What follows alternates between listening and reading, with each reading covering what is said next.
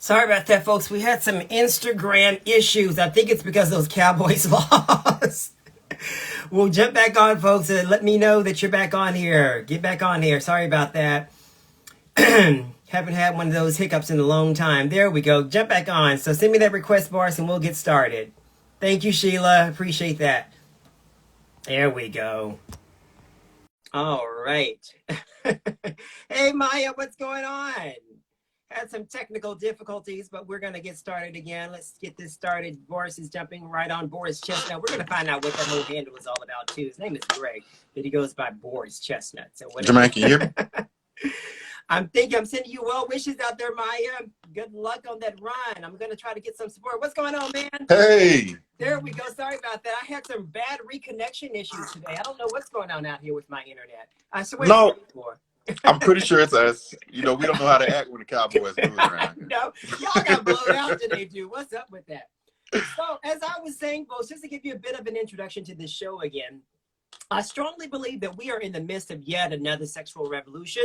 As gender norms are challenged, sexual fluidity is like on the rise, and people are just wanting more of their sexual experiences. But as I mentioned earlier, in the earlier part of this telecast, with that comes trauma and issues and things that need to be resolved. As a result, sex therapy is on the rise, and people are wanting more of a progressive experience out of their sexual relations, if you will. So today, I have this beautiful face on my show, Greg Dawson. He's here. He's a sex therapist at Kaya, come as you are, and he's helped us to understand the practice of sex therapy and enlighten us of its benefits. So, Greg, in short, what is a sex therapist? A sex therapist, we come in so many shapes, fashions, and forms. Is really just us licensed clinicians that learned how to navigate one's mental, physical / sexual, and spiritual realms, right? Okay. And some more than others, but we do that so that it helps people to really get in tune with who they are holistically as a sexual being. Really? Now, Absolutely. is it a last resort, or is it something that should be routine, like a doctor's visit every so often? You go see your sex therapist to make sure everything's okay mentally, everything's okay down there, there's still intimacy going on. Right. Or is it something that you just have to resort to because the thrill is gone? Right.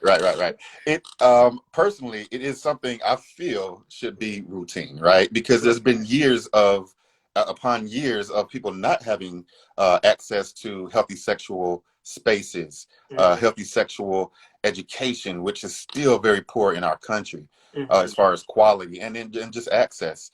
So yes, I do believe it's something that should be daily, but not everybody needs it daily, right? Every case is different. Every body is different. Yeah. And so, but if you ask me personally, on the record and off, every week, come in and see a sex therapist. We are actually out there. There's about 11, 12 Black men that are sex therapists, and everybody else outside the race and sex of a black man, straight, gay, bisexual, so on and so forth. Right. You know, they're out there and they're present, but you know, finding somebody like myself is almost a rarity here in the United States. Sure, no doubt. When you were saying there was like 12 Black men, I was like, wow, is that many brothers practicing sex therapy? Wow. So let's talk about in your bio, you talked about some of your early introductions into sex, how it was always shrouded in something that was not dirty, but sort of dogma. The cultural caveats you mentioned in your bio sort of colored how you viewed sex at a young age. How long did you live with that unhealthy and that misguidance about sex before your mental thinking started to change and you were like, wait a minute, sex is a beautiful thing. Let me find out why. How long did you live with that before you actually evolved? Well, you know, Jay, as long as I lived with it, it was normalized. It was, okay, this is best standards. This is the best practice or the best understanding of what sex is. Wow. It took me, you know, the loving kind of parents, you know, outside of that, it took me just to take my own educational efforts in college, you know, healthy and unhealthy, but learning about certain things through friends that had similar ideas and where they want to go with this practice. And then I get into certain spaces about what sex and healthy sex looks like.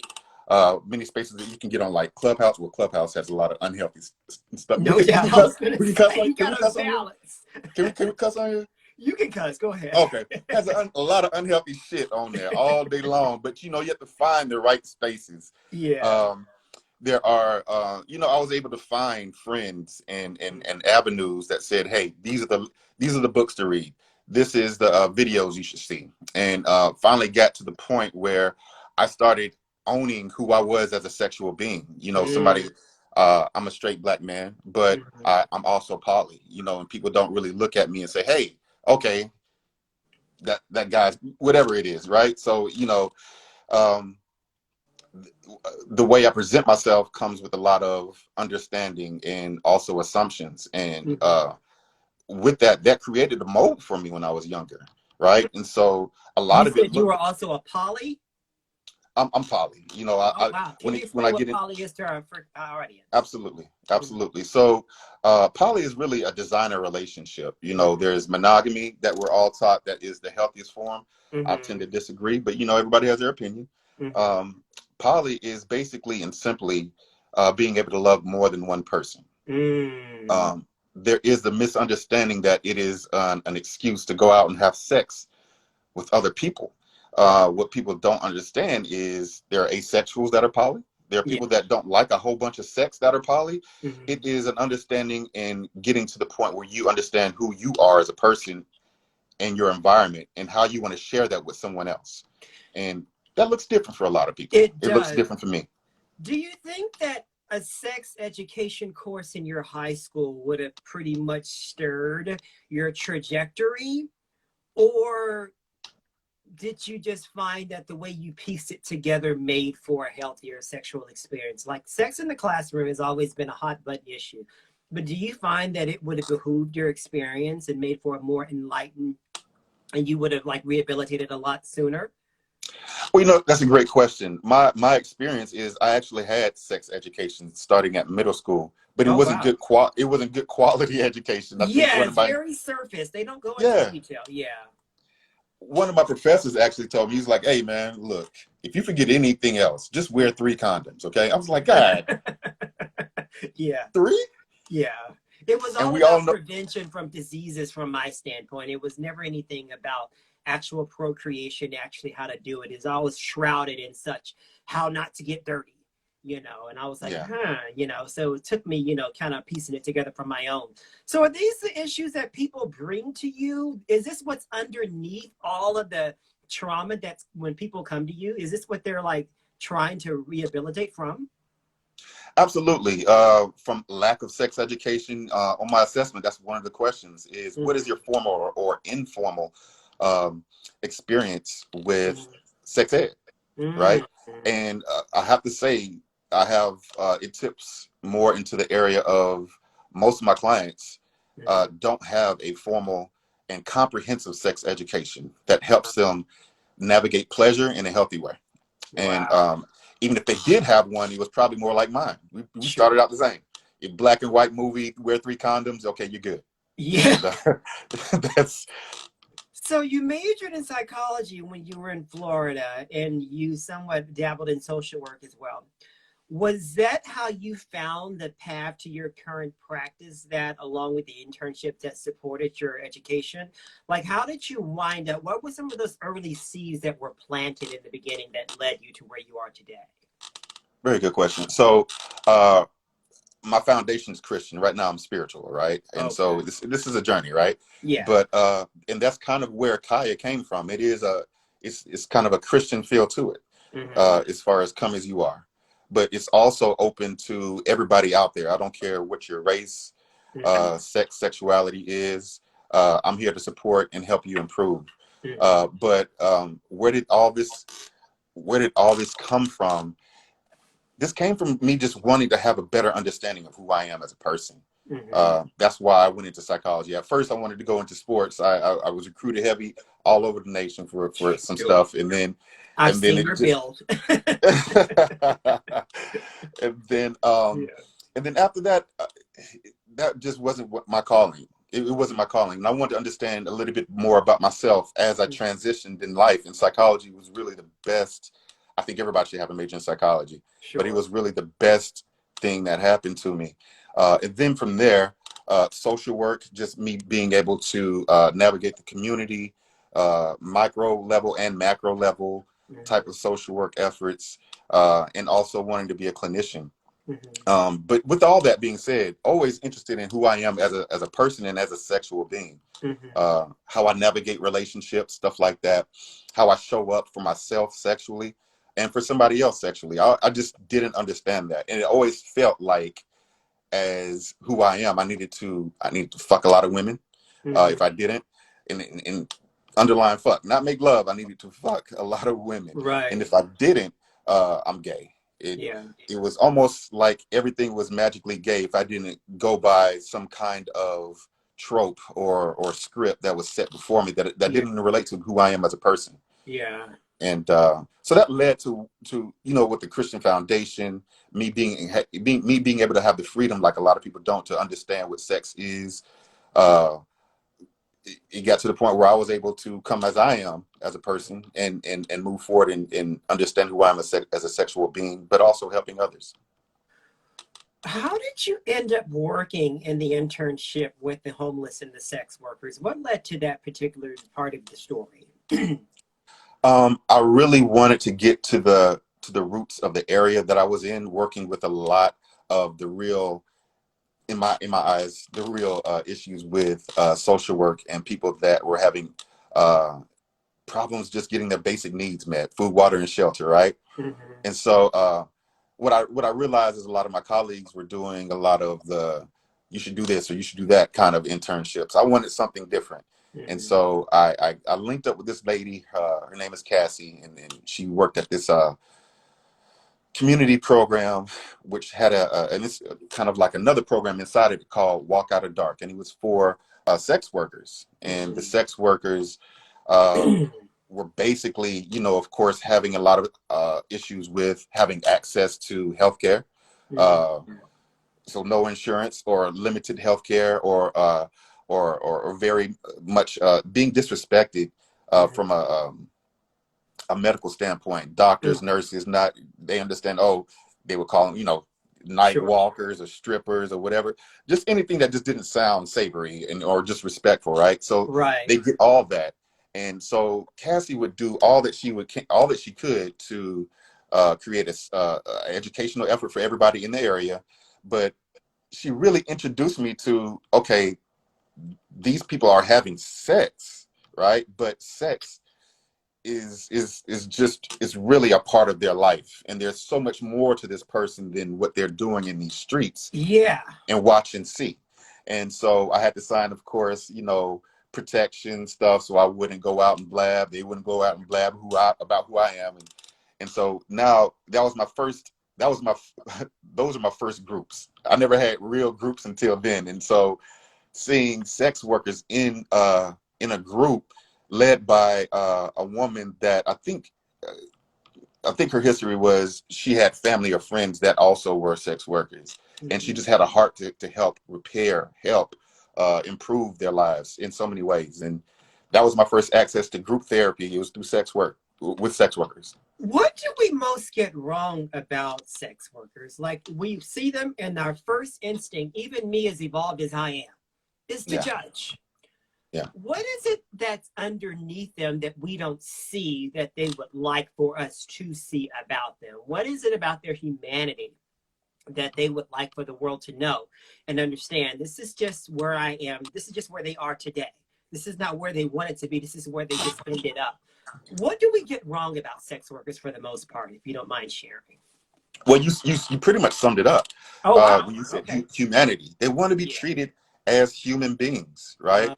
And Okay. just because they're using sex as a way to earn money, to establish themselves as a businessman or businesswoman in the healthy sense, right? Sure. Doesn't mean that they need to be thrown down, kicked, bit, spit on, and a lot of times, um, murdered and killed. But we don't need to get Yeah. into all that. But Yeah. um, so it doesn't justify, you know, them having sex doesn't justify, treating them not like they're human, right? Because they are. Sure. Right. We only treat them as human beings until we can get what we want from them, and then we kind of throw them away, You which is discard them, exactly. Yeah. that's right, in all the ways. And so they really just want to be treated as human, right? Yeah. And when I say they, I guess I'm lightweight a sex worker myself, but Right. um, so sex workers really just want to be treated as human beings, and in doing that, you know, I think a lot of society will understand how to get into battling those, like I said earlier, those tropes or those scripts that were set before us about this is what sex is, or this is what a person that is having sex needs to look like, or, they're going to hell, or they're unhealthy, or Yeah. anything of the sort that is just I a can pejorative imagine term some and of just their crazy. stories remain with you to this very day, I'm sure, right? Absolutely. Yeah. Absolutely. Did Christianity, in your opinion, somewhat impede our sexual liberation? Do you think that the whole notion of what the Christian principles are about somewhat suppressed our desires to do what was natural for human beings to actually do? I was in a discussion yesterday, and it was full of pastors, and I think one person that was not a pastor, and the Mm, discussion was about sex and poly, and mm, it was really frustrating listening to a lot of pastors say what they had to say about sex. mhm. Uh, First and foremost, if you don't know anything about poly or anything about sex workers or anything else, ask somebody that does. Well, They're we on think here. we have all the answers. We don't want to ask anybody. That's just You who we are know, as human beings. but Jay, that's how I got here. I didn't have all the answers, and I asked questions, and then Yeah. now I'm here. But you know, there's a certain bravado and machismo and all these other things that come with those Mhm. roles. And Yeah, I understand that you have a job to do, but you also have to be human about it. sure. And so I think Christianity has really done enough to fuck up sex, but I Yeah. can't blame everything on Mhm. Christianity because it can only go so far. Yeah, But you like can Maya also, said, ask the experts. Exactly. Thank you, Maya. yeah, and so it can only go so far. But you have so many people out here that feel like they Mhm. don't have the power to explore sex or again Sure. ask questions, and you Yeah. very much do. And Mhm. I think we kind of do the easy thing where we just throw it back on the Bible with a verse or two, and the Bible is just kind of written. Well, I don't want to get into that, Right. but That's but another show. yeah. And so, but I think we need to understand who we are as human beings and how Mhm. we're all sinners.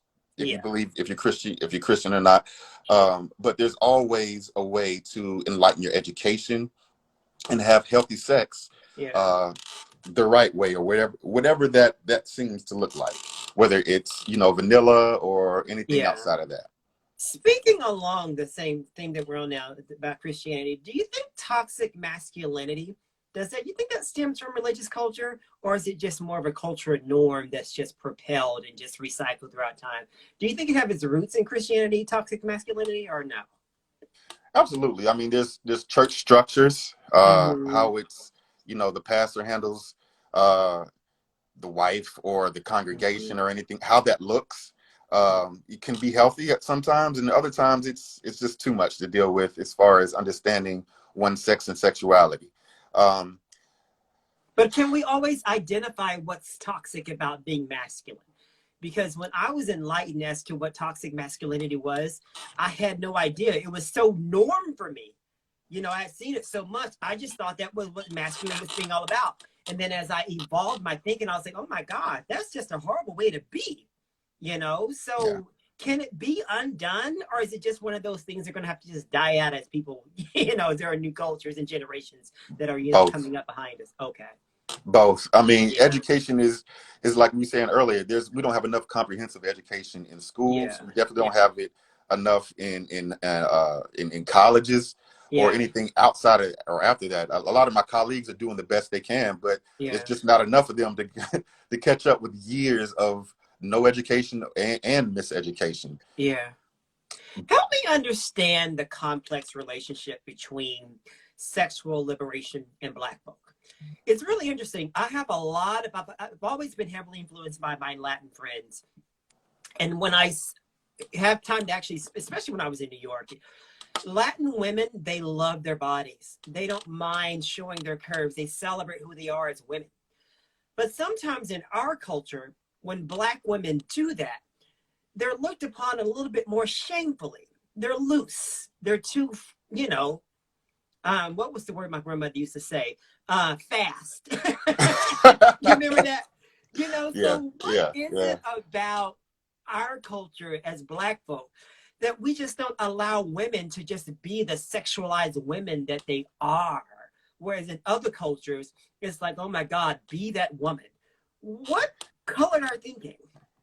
It's all about liberation, and Uh-huh. right. So if you want to control the society, you're going to have to control a certain amount of things, especially your women. You're going to take away something that they're born with, understanding that women deserve agency over their own bodies, but they Yeah. don't have it, whether it be through Congress, whether it be in their home, you know, with their partner, or even with their parents. You know, a lot of women just don't have uh, agency over their body, which is very concerning. You know, and for the women that do, that are in social media twerking and doing all those things, Mm-hmm. we're taken aback. Like, oh, Yeah. how dare she love to have sex, or to how dare she learn to have fun and Yeah. dance and then show some body parts, or how dare she learn to do all these things that, you know, conservative values tells us is the way Not to go, right. or we're going to hell, right? Yeah, exactly. So So let's pivot to the work.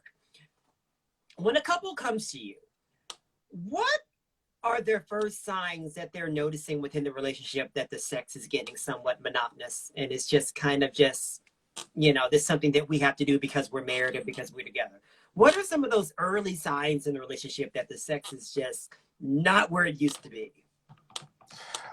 well, you know, it's different for everybody. We have Uh, to understand that there is a thing called desire discrepancy, right? Where one person may want to have a lot of sex, a whole bunch more than the other mm-hmm, partner, which may mm-hmm, want to have it a whole bunch less. We think that there's something wrong with someone that doesn't want to have sex every day. Not everybody wants to mm. have sex every day. Is it usually one-sided first? Like, is it usually one partner begins to feel some kind of way before the other one does?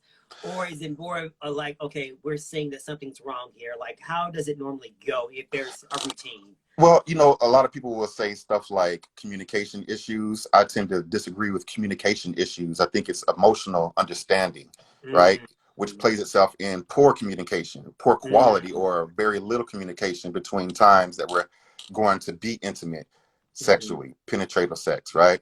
mm, So it looks like a drop in communication around those particular things, because typically, you know, if we're going to fight every time I'm trying to have sex or wanting to be intimate with you, then probably going to drop communication when it comes to time where I'm horny. I'm just going to avoid the whole situation, and then now I'm stressed out, or people say I'm sexually frustrated, right? So a lot of times there is a drop in communication, but it's not just a drop in communication. It is a drop in emotional understanding, emotional IQ.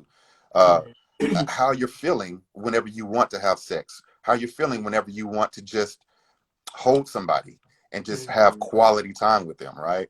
mm. Two totally, those are all different feelings.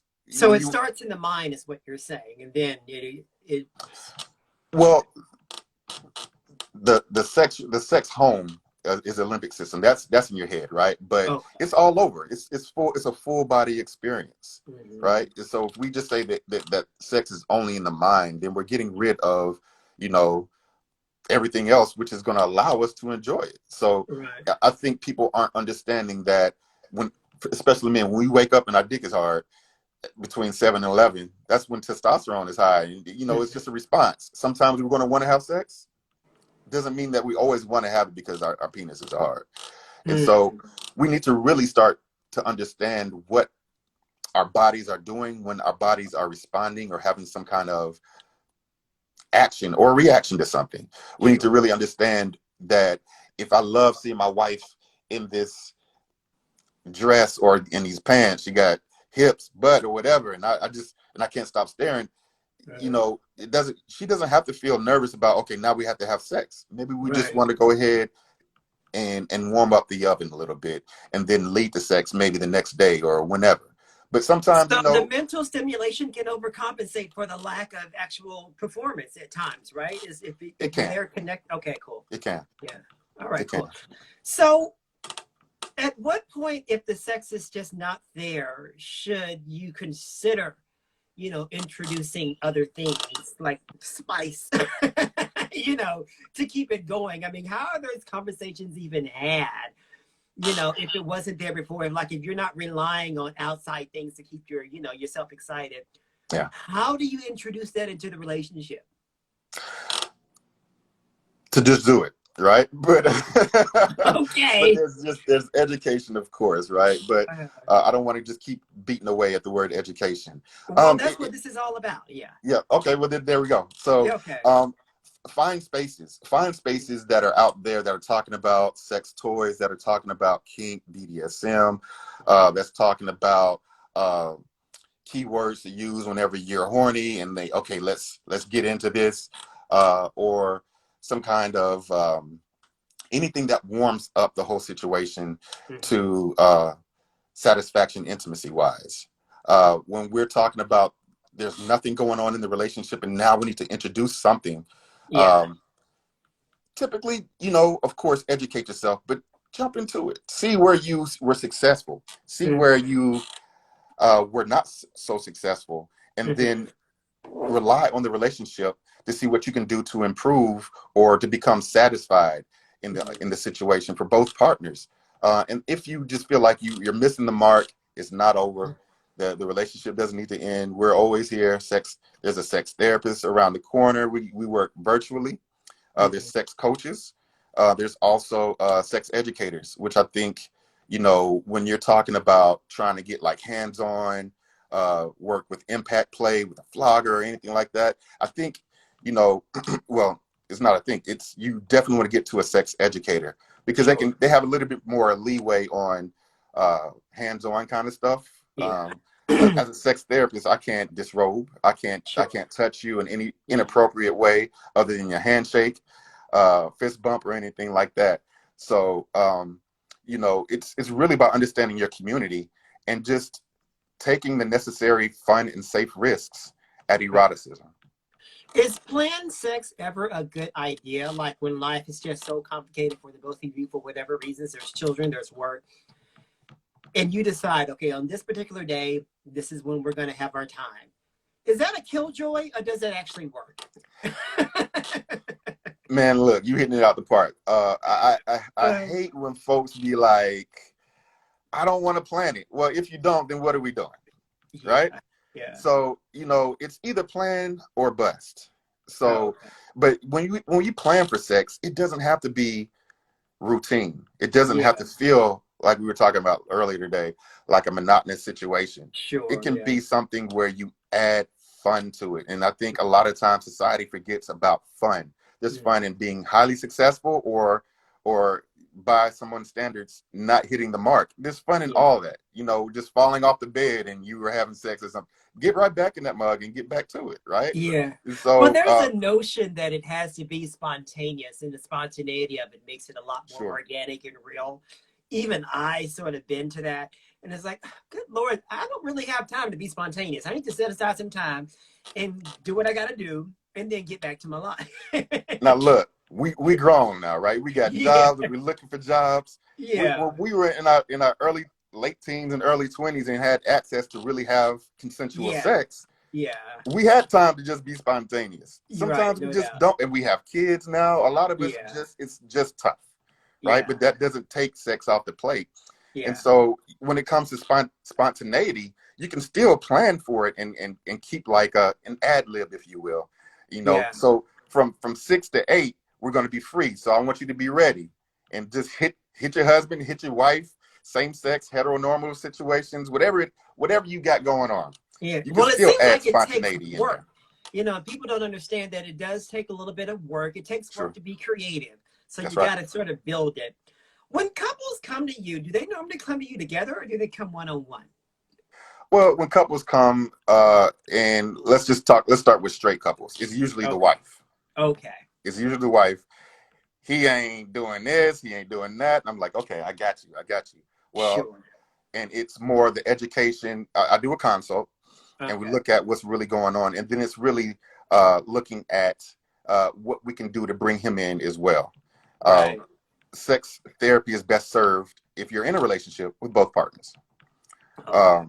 But we can definitely work individually. But at some point, if you're making love or trying to make love to someone else, we're gonna have to bring that someone else on in. Yeah. Because it's an issue for the both. Well, not issue, but it's something to be worked on for the both of you. Yeah. And if you just don't bring that other partner in, then yes, now it's an issue because we don't have the other person to really perfect or improve on what we got going on. When did you first start Kaya? Come as you are, CAYA. When did you first start it? Listen, I was nervous as hell. It was about 2.5 years ago. So I Yeah. didn't really start seeing clients until about 5 to 6 months after that. I had it up. I registered everything. I was just nervous, Jay. I was just like, man, I don't know what people are going to think about me. I don't. Yeah, because I how do was. you tell people that you're a sex therapist? Like, how is that even introduced? Is it a business card? Is it you put it in certain trade magazines? Like, because I just don't understand, like, how would you, I guess it's just like any other practice, but how do you even go about telling someone that's what you do? That is one of your, titles. Yeah, listen, and that's what I had to figure out with those 5 to 6 months is like, Yeah. how do I tell people? And Yeah. so I was just like, you know what? I was like, I'm just gonna do it.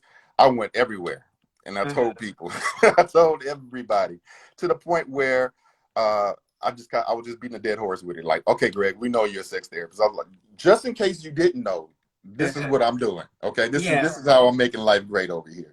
So it just became a conversation that was in my personal conversation. It became a conversation when I had issues at work with certain clients, other jobs, and they needed help. I let them know that this is who I am and this is what I offer. And it just became a thing where I just had to learn to deal with the feelings of nervousness, of The feeling that I might uncomfortableness of fail, it. Yeah, exactly. and acceptance. It's Yeah. like I said, there's only 12 of us out there, right? That Yeah. are black men, and Wow. so there's a lot of black women that are doing great work, right? There's Yeah, a I lot have a of couple white, that's in the chat. Exactly. yeah, Yeah. they're doing great work. I'm pretty sure, and I think I saw one of my friends in there, NJ Sex Therapist. Yeah. Yeah. Yeah. she's she's doing great work, right? Mm. But there's a lot of white men and white women, Asian, Hispanic, all doing great work. But I had to lean on actually our frat brother, who is my sex therapy supervisor. I really had Oh to lean wow. on him. I was like, Yeah. look, uh, I don't know what to say. I don't know what to do. Yeah. Yeah. And basically that was just what he led me to do is just, hey, in your personal life, just Sure. practice on talking to your parents about that, to your sister, your friends, and then Yeah. bit by bit open up to the community, and practice on letting them know that this is who I am, this is how I can Yeah. help, and this is how we can be great. Well, I'm glad I met you on this leg of the journey because there have been no impediments on your part in this conversation. And I'm enjoying all of the forthrightness that is coming through this screen right now. Are there any quick fixes to any situations where you can like diagnose them in a session and they can go back out and bam, it's euphoria? Or is everything always a long haul remedy? It doesn't have to be long haul, but usually there's not going to be a quick fix for a lot of things. When we're talking Yeah. about ED, when we're talking about desire discrepancy, vaginismus, or anything that deals typically with this and spiritual enlightenment or physical health issues, right? But there is instant progress, though. There's always ways to make instant progress. Are And how you does prescribing Western medicine or is it always holistic? boy, you hitting it today. So Yeah. these are the questions. Listen, so my next wave of, I'm currently in a class learning about cannabinoids and how it really helps with sexual pleasure for penis owners, vulva owners, everybody. Also Okay. about learning about psilocybin and psychedelics in a healthy Yeah. way, right? Yeah. But also learning about stuff like other Western medicine, what other Western medicine techniques, and I'm really drawing I'm drawing blanks right now. I'm having brain No fart, doubt. but I I'm want learning to about mention that there's a stuff. lady that's on here, Lorraine Chelsea, and she just wrote this fabulous piece. She actually found it last week called Perfectly Imperfect Christian. And it has a lot to do with these themes of being a fully sexual, realized, woman of God. Sure, But at the sure, same time, navigating both of those spaces. So I think it's beautiful that she's on here because when it comes out, I'm going to kind of like tag you so you can watch it. It's a for sure. beautiful piece from what I've seen of it already. Yeah. This is like sort of speaks to her. Do you think that it's possible for our culture to become a truly liberated culture, or will they just pretty much have to die out, or will the resistance from the Christians and whatever will always be on us? Like, can we actually say that we are a sexually liberated American culture? Right now, no. Oh, And will we ever be? yeah,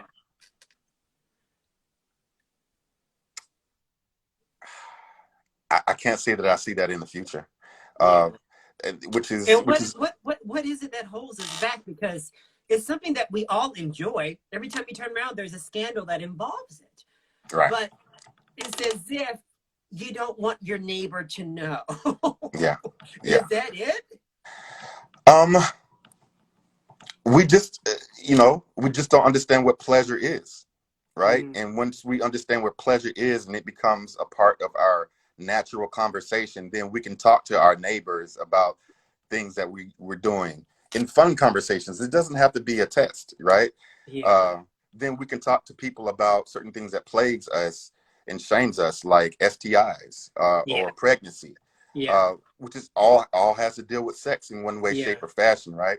I did a um, show about STIs last season, and it was a very enlightening show. And it's interesting how that's totally it's equated to having unhealthy sex life sometimes. yeah. You fall into those tropes. Not all the time, because you can have perfectly, I don't have to say clean sex, but be somewhat responsible and Yep. still get something, that you got to Absolutely. think to get rid of. But there is a direct connection between having an unhealthy sex practice and being susceptible to infection. You Yeah. are right about that. Let me get your thoughts on today's generation, the young generation. My nephews, my nieces, I mean, sexual fluidity right now among them is just commonplace. God, do I wish it was that way when I was young. It would have taken so much of the pressure off of me as a young teen dealing with trying to be, this gay man, this gay boy. But today, I mean, it's like this week they're with her, this week they're with him, and it's just fine. What is your thought about that? Like, what do you feel about the sexual fluidity in today's culture? Do you think it's somewhat manufactured and they're all just tagging on because they think it's trending? Or do you think that's where they really are? um, if somebody tells me this is who I am, I'm going to Uh-huh. believe them. And if Okay. so, if they feel like that's what they really are, then Yeah. and they're asking me, how what do I think about that? Yeah. Then I'm going to tell you, I believe you and I support you. Let's roll with it. And how can Uh-huh. we be great as friends, or how can we be great as lovers, or whatever it is that we're going to be? But Uh-huh. society that has allowed folks to be, and I say allowed respectfully, uh, Right. but as society has allowed people to be fluid and learn about fluidity, I think is a beautiful thing. I Yeah. think people are misunderstanding what fluidity is. That doesn't mean Sure. that you're bisexual or gay. Doesn't mean that you're straight. It means life is just changing, and Sure. your sex and sexuality and how you understand it is going to change as well. And if Yeah. you're a human being and you're living a full life, everything is Mhm. fluid, right? From you growing, Uh, to your health, to your IQ, everything is just going to wax and wane, and it's going to change over time. And yeah. sex is not is every bit a part of that as well. Yeah. And I just like you, I'm happy that people are understanding what fluidity looks like, Mhm. and we're just going with the experience, and we're really just trying to enjoy the journey. Are you having to keep up with the nomenclature nowadays? Because even I have to, I had to ask you earlier what poly was, because I know that a lot of this audience don't know what poly is. Sure. So the nomenclature that's out surrounding our labels and our branding, Is it getting to be a little bit too much for you? Or are you like, okay? Yes. Even me, I'm dealing with folks every day. Sometimes clients tell me something, and I'm like, who is that? What is that? what? Yeah. And after I leave, I Google. I was like, oh, they just gave it another name or whatever it is. It's just got a new whatever to it, and It then makes me feel a little old sometimes. I'm not gonna lie to you. It's like, I don't know what that kind of sexuality is. So let me find the Google, and I'll act like I know in this conversation. Yeah. Do you ever infuse any comedy in your practice just to break up some of the uncomfortable conversations? Listen, you have to. I don't. I have a therapist, and my therapist is he could have been a comedian, right? Oh, wow. Okay. So I think when it comes to therapy, you really have to get in tune with the person and see them eye to eye, be where they are, right? But also, again, you have to be a human being. If you have a joke, you better know where to place it, right? If you have a joke, you better know, because if you shoot out a dud at the wrong place, I'm gonna be hella offended. Hell yeah. But yeah, comedy and jokes are very well a part of healthy therapy. People may disagree with that. I don't care. But it very much is. Greg, I'm going to have you back because there's a ton of other questions that are all of a sudden popping in my head that I don't have prep right now. But this is really good. So let's end it with some good old rapid fire, and I'm going to let you get back to licking your wounds over the Cowboys' loss. You and all of Dallas County. All right, you ready for this? Some rapid let's fire. do it, man. Let's do it. Lights on or lights off? Lights on. All right. Breakfast in bed, or are you guys making dinner together? Oh, we're making dinner together. All right. She doesn't like your cologne. Do you go all natural, or do you let her go pick you something out? This is rap. Oh God, I got to pick something out. I like my cologne. If she don't like it, I'm gonna just get something else I like. You gonna have to like this other one today. All right, you got ugly feet. Is it a deal breaker, or is it going to be weekly pedicure appointments until you get those suckers fixed? Weekly pedicure. I'm an athlete. I had ugly feet coming up. I make sure I go to get my feet done all the time. I got to take care of myself. Greg, this has been so, I was a little bit hesitant about the whole subject matter, but like I said, everything about us as human beings is healing. That includes our sexual practices. And when our mutual friend Derek told me about you, I was like, let's get on it. So I was really excited that we could connect and do this thing. And I'm so fortunate and so glad to have crossed your paths. When I get home Christmas, I'm going to look you up and we can go toss a couple back. All right? Hey, I'm down for it, man. All right, man. Thank you so much for jumping on the soapbox, and I'll talk to you soon. Thank you for having me. Bye, guys. Peace. So, folks, next week, it's going to be a birthday tell-all on Soapbox Sunday. It'll be just me. I might have a few people pop in and out, but it'll be pretty much just me. And whenever you guys present me with questions, I'll send out a questionnaire this week. I want you to ask me whatever questions that you might have. I will tell everything. It'll be a birthday tell-all in celebration of my upcoming birthday on November 20th. And that's how we'll kick it off. And after that, we have a soul food special with a friend of mine from Kentucky. All right, folks, thank you so much for jumping in the soapbox, and I'll talk to you later. Bye.